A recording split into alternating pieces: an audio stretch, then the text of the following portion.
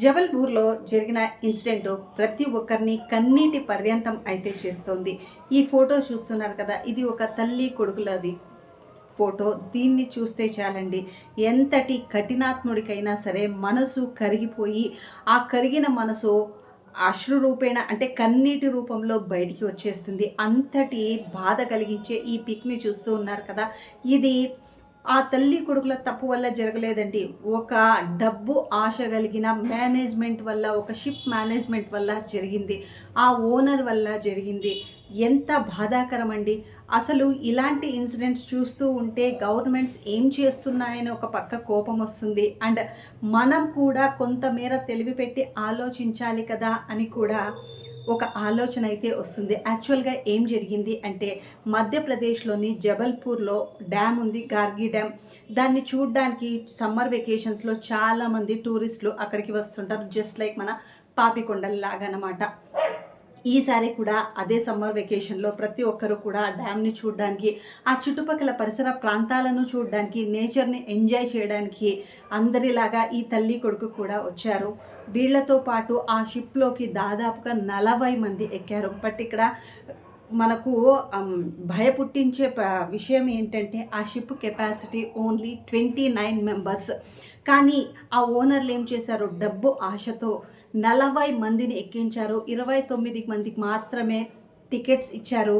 But అనధికారంగా 40 మందిని ఎక్కించారు. ఇది అసలు డబ్బు కోసం ఇంత నీచమైన పనులకు ఒడగడతారా ఎవరైనా? ఇదే సాక్ష్యము. డబ్బుకుండే వాల్యూ మనిషికి లేదా? మనిషి ప్రాణానికి లేదా? ఈ కన్నీటి పర్యంతం ఆ వాళ్ళ ఫ్యామిలీని చెప్పండి, వాళ్ళ పరిస్థితి చెప్పండి. ఎలా అంటే వాళ్ళు జీర్ణించుకోగలుగుతారు? అంత చిన్న పిల్లవాడిని, ఆ తల్లిని కోల్పోయినారు. ఆ ఫ్యామిలీ మెంబర్స్ ఎలా ఉండగలుగుతారు? డబ్బు ఒకటేనా సర్వస్వము? 40 మందిని ఎక్కించారు కదా. యాక్చువల్గా ఇంకొక షాకింగ్ విషయం ఏంటంటే, ఆ రోజు ఏ షిప్స్ కూడా ఆ డ్యామ్లో తిరగాడడానికి అస్సలు పర్మిషన్ లేదు. ఎల్లో అలర్ట్ అనేది జారీ చేశారు. అంటే ఈదురుగాలులు ఎక్కువగా ఉన్నాయి, ఎటువంటి షిప్స్ నడపడానికి వీల్లేదు అని అలర్ట్ చేసున్నా కూడా అది ఏమీ కూడా పట్టించుకోకుండా ఈ షిప్స్ అనేవి నడుపుతూ ఉన్నాయి. ఇవేవి తెలియని ప్యాసింజర్స్ అందులో ఎక్కారు నేచర్ని ఎంజాయ్ చేద్దామని. వాళ్ళకు తెలియదు కదా, ఆ నేచర్ని ఎంజాయ్ చేయడంలోనే వాళ్ళ యొక్క మృత్యు దాగుంది అని. ఇది జరిగిందండి. ఆ మధ్యలోకి వెళ్ళేపాటికే కొంతమేర ఈదురుగాలులు ఎక్కువగా అయ్యాయి.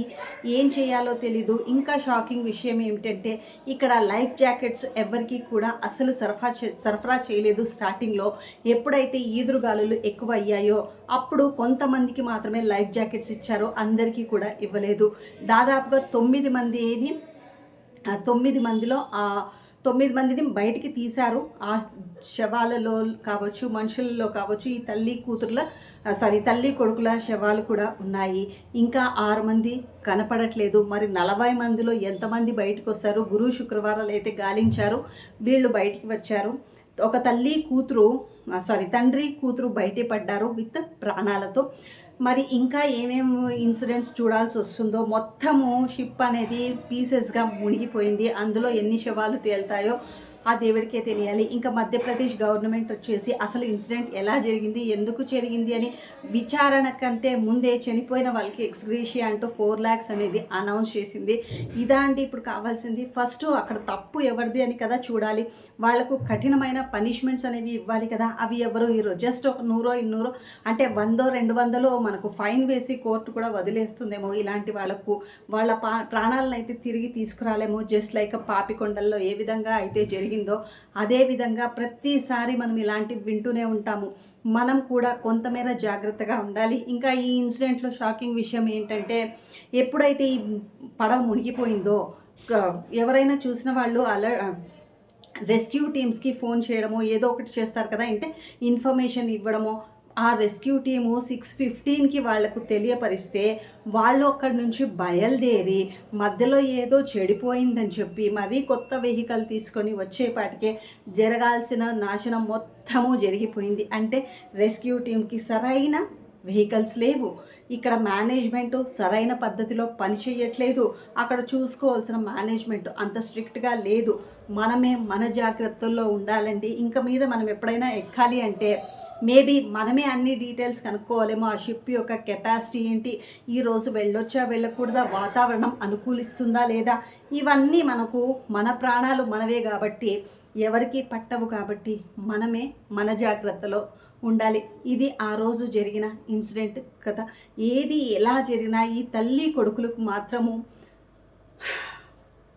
అసలు ఆ ఫోటో చూస్తే ఎంత బాధేస్తుందంటే, ఆ తల్లి ఎంత హోప్తో ఆ కొడుకుని నాతో లైఫ్ జాకెట్ ఉంది నేను సేవ్ చేసుకుంటాను అనే ఎంత హోప్తో ఆ పిల్లాడిని అంతలా హగ్ చేసుకోయిందో మాటలు రావు. జస్ట్ అంతకుమించి ఏమీ చెప్పడానికి ఆ ఫోటో గురించి చెప్పాలంటే నిజంగా ఏడుపు వచ్చేస్తుంది. సో ఇదండి ఆ ఇన్సిడెంట్, డ్యామ్లో జరిగిన ఇన్సిడెంట్ మీతో షేర్ చేసుకోవాలి అనిపించింది. అందుకే ఇమ్మీడియట్గా ఈ వీడియో చేస్తూ ఉన్నాను. ఈ వీడియోని చూసిన వాళ్ళు ఎవరైనా సరే మీరు ఇంక మీద ఎక్కడైనా ప్రయాణం చేస్తుంటే దానికి తగ్గ జాగ్రత్తలు మీరే తీసుకోండి. మన ప్రాణాలు మన సేఫ్టీ మనమే చూసుకోవాలి. ఎవరిపైన డిపెండ్ అవుతాము అంటే ఇక్కడ కుదరని పని. ఇది కలియుగం. సో మై డియర్స్, రేపు మరి ఇంకొక వీడియోతో మేము ముందుంటాం. Till then take care and bye.